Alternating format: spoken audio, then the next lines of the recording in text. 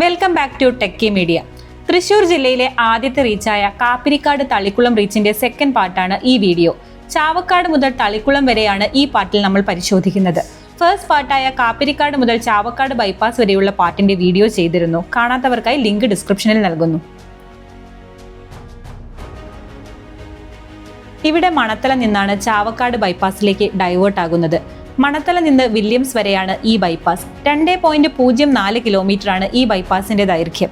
2.04 kilometre ഉള്ള ബൈപ്പാസിൽ ഒരു vehicle underpass, ഒരു മേജർ ബ്രിഡ്ജ്, ഒരു മൈനർ ബ്രിഡ്ജ് എന്നിവയാണ് വരുന്നത്.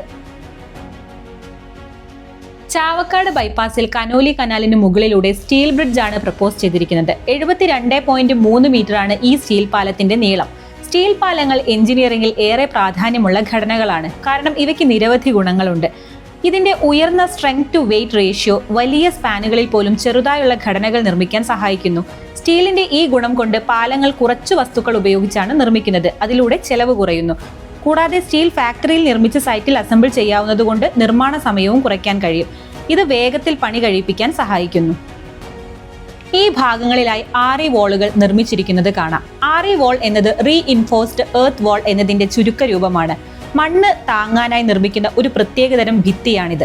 പൊതുവെ റോഡുകളുടെ ഇരുവശങ്ങളിലും പാലങ്ങളുടെയും മറ്റ് അടിസ്ഥാന സൗകര്യങ്ങളുടെയും സമീപത്ത് മണ്ണ് നിലനിർത്താനായി ഉപയോഗിക്കുന്നു. ഈ ഭിത്തി മണ്ണിനൊപ്പം സ്ട്രെങ്തനിങ് മെറ്റീരിയൽ ചേർത്ത് നിർമ്മിക്കുന്നു. ഇത് മണ്ണിന്റെ സമ്മർദ്ദം തടഞ്ഞു നിർത്താനും മണ്ണിടിച്ചിൽ തടയാനും സഹായിക്കുന്നു. പാരമ്പര്യ താങ്ങു ഭിത്തികളേക്കാൾ കുറഞ്ഞ ചെലവിൽ വേഗത്തിൽ നിർമ്മിക്കാൻ കഴിയുന്നതും കുറഞ്ഞ പരിപാലനവും കൂടാതെ ചെറിയ ഭൂചലനങ്ങളും നീങ്ങലുകൾക്കും പ്രതിരോധിക്കാൻ കെൽപ്പുള്ളവയുമാണ് ആറി വോൾ. ഇവിടെ വില്യംസ് വരെയാണ് ചാവക്കാട് ബൈപ്പാസ്. ഇവിടെ നിന്ന് എക്സിസ്റ്റിംഗ് റോഡുമായി കണക്ട് ആവുകയും ചെയ്യുന്നു. ഒരു കൗതുകം നിറഞ്ഞ പേരാണ് ഈ വില്യംസ്. എങ്ങനെയാണ് ഈ സ്ഥലത്തിന് ഇങ്ങനെ ഒരു പേര് വന്നത് എന്ന് അറിയുന്നവർ കമന്റിലൂടെ അറിയിക്കുമല്ലോ. തൃശൂർ ജില്ലയിലെ 2 റീച്ചുകളിലായി 6 ബൈപ്പാസുകളാണ് വരുന്നത്. ഒരു പക്ഷേ കേരളത്തിൽ മറ്റേതെങ്കിലും റീച്ചിൽ ഇത്ര ബൈപ്പാസ് ഉണ്ടോ എന്ന് സംശയമാണ്. ചാവക്കാട് വാടാനപ്പള്ളി ബൈപ്പാസ് ഈ റീച്ചിലും, രണ്ടാമത്തെ റീച്ചിൽ തൃപ്രയാർ, ചെൻട്രാപിന്നി, മൂന്നുപീടിക, മതിലകം ഇങ്ങനെ ആകെ 6 ബൈപ്പാസാണ് തൃശൂർ ജില്ലയിൽ വരുന്നത്. ഇതിൽ ആദ്യത്തെ റീച്ചിലെ വാടാനപ്പള്ളി ബൈപ്പാസ് ആണ് ഏറ്റവും ദൈർഘ്യമേറിയ ബൈപ്പാസ്. 6.15 കിലോമീറ്ററാണ് ഈ ബൈപ്പാസിന്റെ ദൈർഘ്യം. ഒരു ഫ്ലൈ ഓവർ, 2 മേജർ ബ്രിഡ്ജ്, ഒരു minor bridge, 9 vehicle underpass, 6 light vehicle underpass, 3 small vehicle underpass, 2 foot over bridge, 2 bypass എന്നിവയാണ് ഈ റീച്ചിൽ വരുന്നത്. കേരളം എന്നത് ഭൗമപരമായും സാമൂഹ്യപരമായും അതുല്യമായ ഒരു സംസ്ഥാനമാണ്. അതുകൊണ്ടാണ് ഇവിടെ ഹൈവേ നിർമ്മാണ ചെലവ് മറ്റ് സംസ്ഥാനങ്ങളെക്കാൾ കൂടുതലാകുന്നത്. കേരളം ഒരു പർവ്വത ഭൂപ്രദേശവും തീരപ്രദേശവുമാണ്.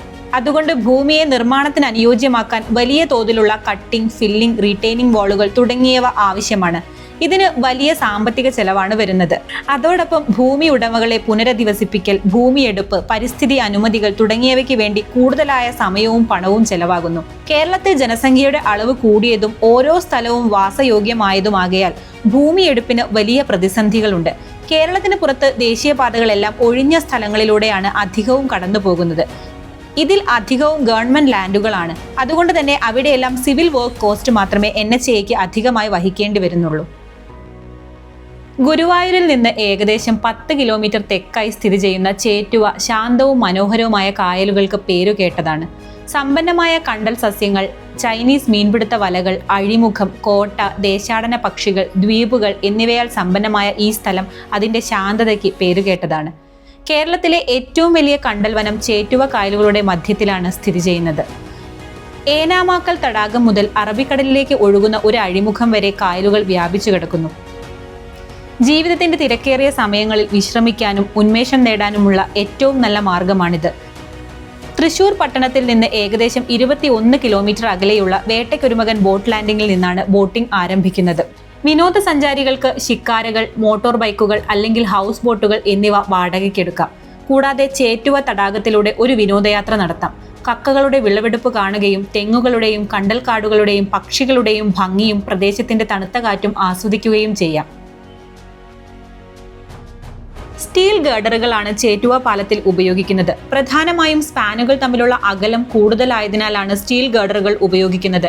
കേരളത്തിലെ പല റീച്ചുകളിലും സ്റ്റീൽ ഗർഡറുകൾ ഉപയോഗിക്കുന്നുണ്ട്. ചേറ്റുവ പാലം മുതൽ വാടാനപ്പള്ളി വരെ നീണ്ടുകിടക്കുന്ന തെങ്ങിൻ തോപ്പുകൾക്ക് നടുവിലൂടെ അതിവേഗം കുതിച്ചുപായുന്നത് സ്വപ്നം കണ്ടിരിക്കുകയാണ് തൃശ്ശൂരുകാർ.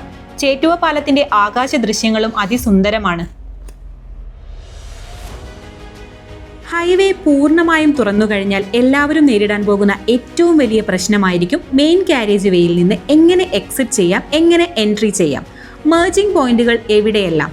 ഒരു മെർജിംഗ് പോയിന്റ് കഴിഞ്ഞാൽ അടുത്ത മെർജിംഗ് പോയിന്റ് എവിടെയായിരിക്കും, അതുപോലെ ഒരു മെർജിംഗ് പോയിന്റിലൂടെ പുറത്തു കടന്നാൽ ഏതെല്ലാം സ്ഥലങ്ങളിലാണ് പോകാൻ പറ്റുക, ഏതെല്ലാം സ്റ്റേറ്റ് ഹൈവേ ലോക്കൽ റോഡിലേക്കാണ് കണക്റ്റ് ആവുക തുടങ്ങിയ വിവരങ്ങൾ അടങ്ങുന്ന എല്ലാവർക്കും ഉപകാരപ്രദമാകുന്ന ഡീറ്റെയിൽഡ് വീഡിയോ ഉടനെ ചെയ്യുന്നതാണ്. ഈ റീച്ചിന്റെ മാത്രമല്ല കേരളത്തിലെ എല്ലാ റീച്ചിന്റെയും വീഡിയോ ചെയ്യുന്നതാണ്. അപ്ഡേറ്റുകൾ മിസ്സാവാതിരിക്കാൻ ഈ ചാനൽ സബ്സ്ക്രൈബ് ചെയ്യുക. കേരളത്തിൽ കൺസഷനെയറുകൾ മണ്ണുമായി ബന്ധപ്പെട്ട പ്രശ്നങ്ങൾ നേരിടുന്നതിന് പിന്നിൽ നിരവധി ഭൂമിശാസ്ത്രപരവും കാലാവസ്ഥാപരവുമായ കാരണങ്ങളുണ്ട്. കേരളത്തിൽ നിർമ്മാണ പ്രവൃത്തികൾ നടത്തുന്ന കൺസഷനെയർമാർ പലപ്പോഴും മണ്ണിന്റെ ഗുണനിലവാരവുമായി ബന്ധപ്പെട്ട ബുദ്ധിമുട്ടുകൾ നേരിടുന്നു. ഏറ്റവും പ്രധാനപ്പെട്ടത് കേരളത്തിൽ ഏകദേശം മുഴുവൻ ഭാഗത്തും നനവുള്ള മൃദുവായ മണ്ണാണ് നിലനിൽക്കുന്നത് എന്നതാണ്. പ്രത്യേകിച്ച് തീരദേശ മേഖലകളിലും നദീതടങ്ങളിലും ഈ മണ്ണുകൾക്ക് താങ്ങുശക്തിയും ഘടനാസ്ഥിരതയും കുറവാണ്. അതിനാൽ അതിന്റെ മുകളിൽ താങ്ങൽ ഭിത്തികൾ, റോഡുകൾ, പാലങ്ങൾ തുടങ്ങിയ ഘടനകൾ സ്ഥാപിക്കുമ്പോൾ മണ്ണ് തകർച്ച, ചിതറൽ അല്ലെങ്കിൽ ഉറച്ച നില കിട്ടാതിരിക്കുക തുടങ്ങിയ പ്രശ്നങ്ങൾ ഉണ്ടാകാം. കൂടാതെ കേരളം വർഷാവർഷം കനത്ത മഴ ലഭിക്കുന്ന പ്രദേശമാണ്. ഈ മഴ മൂലം മണ്ണ് കൂടുതൽ ഇളകിയും സ്ലോപ്പ് ഫെയിലറുകൾ, ലാൻഡ് സ്ലൈഡുകൾ പോലുള്ള അപകടങ്ങൾക്കും സാധ്യത കൂടുന്നു. അതിനാൽ മണ്ണിനെ നിർമ്മാണ യോഗ്യമാക്കി തീർക്കാൻ സോളിങ്ങുകൾ, സ്റ്റോണിംഗ്, ജിയോ ഗ്രിഡ് തുടങ്ങിയ അധിക നടപടികൾ വേണം. ഇതിൽ ചെലവും സമയവും ഇരട്ടിയാകാറുണ്ട്. മിക്ക സൈറ്റുകളിലും ബെയറിംഗ് കപ്പാസിറ്റി കുറവായതിനാൽ പൈൽ ഫൗണ്ടേഷൻ പോലുള്ള ആധുനിക സാങ്കേതിക വിദ്യകൾ ഉൾപ്പെടുത്തേണ്ടി വരുന്നു. ഇത് നിർമ്മാണത്തെ കൂടുതൽ സങ്കീർണമാക്കി തീർക്കുന്നു. ഈ ഘടകങ്ങൾ ചേർന്നാണ് കേരളത്തിൽ കൺസഷനെയർമാർ മണ്ണുമായി ബന്ധപ്പെട്ട വലിയ പ്രശ്നങ്ങൾ നേരിടുന്നത്. കേന്ദ്ര സർക്കാരിന്റെ ഭാരതമാല പദ്ധതിയിൽ ഉൾപ്പെടുത്തി കാപ്പിരിക്കാട് തളിക്കുളം റീച്ചിന് 3923.6 കോടി രൂപയും തളിക്കുളം കൊടുങ്ങല്ലൂർ റീച്ചിന് 3994.6 കോടി രൂപയുമാണ് അനുവദിച്ചത്. ശിവാലയ കൺസ്ട്രക്ഷൻ കോ പ്രൈവറ്റ് ലിമിറ്റഡ് ആണ് ഈ റീച്ചിന്റെ കോൺട്രാക്ടർ. ഈ റീച്ചിന്റെ മാത്രമല്ല തൃശൂർ ജില്ലയിലൂടെ കടന്നു പോകുന്ന NH66ന്റെ കാപ്പിരിക്കാട് മുതൽ കൊടുങ്ങല്ലൂർ വരെയുള്ള 2 റീച്ചിന്റെയും കോൺട്രാക്ടർ ശിവാലയ കൺസ്ട്രക്ഷൻ കോ പ്രൈവറ്റ് ലിമിറ്റഡ് ആണ്. ഈ റീച്ചിലെ രണ്ടാമത്തെ ബൈപ്പാസ്, അതായത് വാടാനപ്പള്ളി ബൈപ്പാസ് ആരംഭിക്കുന്നത് ഏഴാങ്കല്ല് ഈ ഭാഗത്ത് നിന്നാണ്. ഏഴാങ്കല്ല് ആരംഭിച്ച് തളിക്കുളം GVHSSന്റെ സമീപം അവസാനിക്കുന്നതാണ് ഈ ബൈപ്പാസ്. 6.15 കിലോമീറ്ററാണ് ഈ ബൈപ്പാസിന്റെ ദൈർഘ്യം. 2 vehicle underpass, 3 small vehicle underpass, 2 foot over bridge, 1 rest area എന്നിവയാണ് ഈ ബൈപ്പാസിൽ വരുന്നത്. ഈ റീച്ചിലെ ഏക ഫ്ലൈ ഓവർ വരുന്നത് വാടാനപ്പള്ളി ബൈപ്പാസിലാണ്. 2 ഫുട് ഓവർ ബ്രിഡ്ജും ഈ ബൈപ്പാസിലാണ്. മറ്റു സംസ്ഥാനങ്ങളെ അപേക്ഷിച്ച് കേരളത്തിൽ അധികമായി കണ്ടുവരുന്ന ഒന്നാണ് ബൈപ്പാസുകൾ. കേരളത്തിൽ കൂടുതൽ ബൈപ്പാസുകൾ നിർമ്മിക്കപ്പെടുന്നത് സംസ്ഥാനത്തിന്റെ സങ്കീർണമായ ഭൂമിശാസ്ത്രം, ഉയർന്ന ജനസാന്ദ്രത, പരിമിതമായ ഭൂമി വിപുലത എന്നീ ഘടകങ്ങളുടെ ഫലമായാണ്. കേരളം നീളത്തിൽ ഏകദേശം ഒരേ ചുറ്റളവിലുള്ള തീരദേശ സംസ്ഥാനമാണ്. മിക്ക ദേശീയപാതകളും ഗ്രാമനഗരങ്ങളിൽ നേരിട്ട് കടന്നുപോകുന്നു. അതുവഴി വാഹന ഗതാഗതത്തിന് വലിയ തടസ്സമുണ്ടാകുന്നു. മിക്ക നഗരങ്ങളും തൊഴിൽവാസ കേന്ദ്രങ്ങളും റെസിഡൻഷ്യൽ ഏരിയകളും വ്യാപാര കേന്ദ്രങ്ങളുമാണ്. അതിനാൽ പാതയുടെ വീതി കൂട്ടുകയോ പാത നേരിട്ട് വികസിപ്പിക്കുകയോ ചെയ്യുന്നത് എളുപ്പമല്ല. ഇതിനു പുറമെ കേരളത്തിലെ പരിസ്ഥിതി നിയന്ത്രണങ്ങൾ, അതായത് CRZ നിയമങ്ങൾ, പശ്ചിമഘട്ട പരിപാലന നിയന്ത്രണങ്ങൾ, വനമേഖല എന്നിവയും നഗരമധ്യത്തിൽ വലിയ റോഡ് വികസനം തടസ്സപ്പെടുത്താൻ കാരണമാകുന്നു. അതിനാൽ അതാത് പട്ടണത്തിനോ ഗ്രാമത്തിനോ പുറത്ത് വഴിത്തിരിവായി പുതിയ പാതകൾ, അതായത് ബൈപ്പാസുകൾ നിർമ്മിക്കുന്നതാണ് ഏറ്റവും യുക്തിയുക്തമായ മാർഗം. ഈ സമീപനം ജനങ്ങൾക്ക് സുരക്ഷയും വാഹനങ്ങൾക്ക് വേഗതയും ട്രാഫിക് നിയന്ത്രണത്തിനും വികസനത്തിനും അവസരവുമാണ് നൽകുന്നത്. ഇതെല്ലാം ചേർന്നാണ് കേരളം ദേശീയപാത നിർമ്മാണത്തിൽ ബൈപ്പാസുകളെ കൂടുതൽ ആശ്രയിക്കുന്നത്. കേരളത്തിലെ ഗതാഗതത്തിന്റെ ഹൃദയഭാഗമാകുന്ന ഒരു പ്രധാന ജില്ലാ കേന്ദ്രമാണ് തൃശൂർ. ഇന്ത്യയിലെ പ്രധാനപ്പെട്ട 2 ദേശീയപാതകൾ NH66 മുംബൈ മുതൽ കന്യാകുമാരി വരെയും NH544 സേലം മുതൽ കൊച്ചി വരെ പോകുന്ന പാതയും തൃശൂരിലൂടെ കടന്നുപോകുന്നു. ഈ പാതകൾ വഴി വടക്കേ ഇന്ത്യ, തെക്കേ കേരളം, കർണാടക, തമിഴ്നാട് എന്നിവിടങ്ങളിലേക്കുള്ള വ്യാപാരവും യാത്രയും സാധ്യമാകുന്നു. ദേശീയപാതകൾ തൃശൂർ ജില്ലയെ ദേശീയ തലത്തിലുള്ള കണക്ടിവിറ്റി കൊണ്ട് സഹായിക്കുന്നു. അതിലൂടെ വാണിജ്യ വാഹനങ്ങൾ, ടൂറിസം, ഉപഭോക്തൃ വസ്തുക്കളുടെ വിതരണം തുടങ്ങി ഒട്ടേറെ മേഖലകൾക്ക് പിന്തുണ നൽകുന്നു. ഇതുപോലെ തന്നെ ജില്ലയിലെ മാറഞ്ചേരി, വടക്കാഞ്ചേരി, ഗുരുവായൂർ, കൊടുങ്ങല്ലൂർ, ഇരിങ്ങാലക്കുട തുടങ്ങിയ പട്ടണങ്ങൾക്കും ഗ്രാമപ്രദേശങ്ങൾക്കും വേഗതയുള്ള യാത്രാ സൗകര്യം ലഭ്യമാക്കുന്നത് ദേശീയപാതകളുടെ മൂല്യമാണ്. കൂടാതെ കേന്ദ്ര സർക്കാർ പദ്ധതികളിലൂടെയും NHAI സംരംഭങ്ങളിലൂടെയും തൃശൂരിലെ റോഡ് വ്യവസ്ഥ ദിവസേന മെച്ചപ്പെടുന്നു. ഇത് വ്യാപാര സംരംഭങ്ങൾക്ക് മാത്രമല്ല, നിത്യജീവിതത്തിനും അവശേഷിക്കുന്ന മേഖലകളുടെ വികസനത്തിനും അനിവാര്യമാണ്.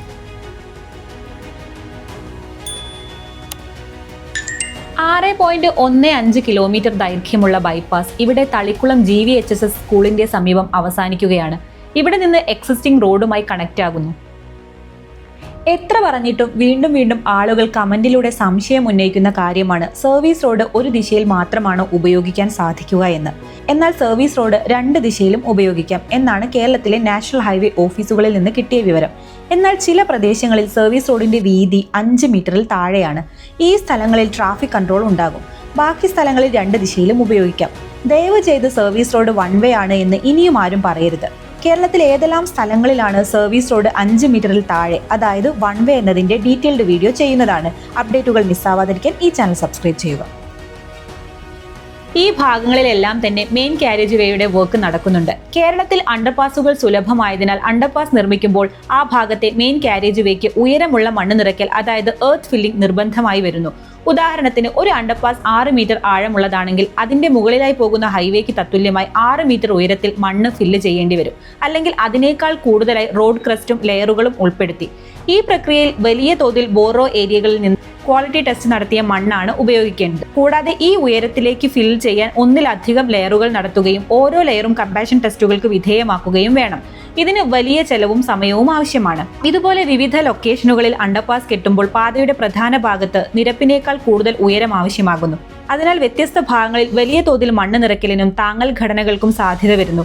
കേരളത്തിൽ പ്രത്യേകിച്ച് മണ്ണിന്റെ നിലവാരം കുറവായ സാഹചര്യത്താൽ ഈ മണ്ണ് ബാഹ്യമായി കൊണ്ടുവരേണ്ടതായും ഇതിന് വ്യാപകമായ ഭൂമിയെടുപ്പ്, ലോജിസ്റ്റിക് സ്റ്റോറേജ് എന്നിവയും കൂടി പരിഗണിക്കേണ്ടതായും വരും.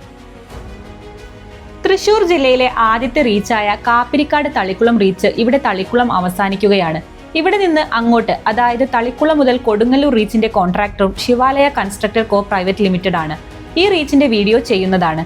വീഡിയോ മിസ്സാവാതിരിക്കാൻ ഈ ചാനൽ സബ്സ്ക്രൈബ് ചെയ്യുക. വീഡിയോ ഇഷ്ടമായ ലൈക്ക് ചെയ്യുക. നിങ്ങളുടെ വിലപ്പെട്ട നിർദ്ദേശങ്ങളും അഭിപ്രായങ്ങളും കമന്റിലൂടെ അറിയിക്കുക. ഞങ്ങളുടെ ഇൻസ്റ്റാഗ്രാം പേജിന്റെ ലിങ്ക് ഡിസ്ക്രിപ്ഷനിൽ നൽകുന്നു. ഇൻസ്റ്റന്റ് അപ്ഡേറ്റുകൾക്കായി ഫോളോ ചെയ്യുക. Thank you for watching techie media.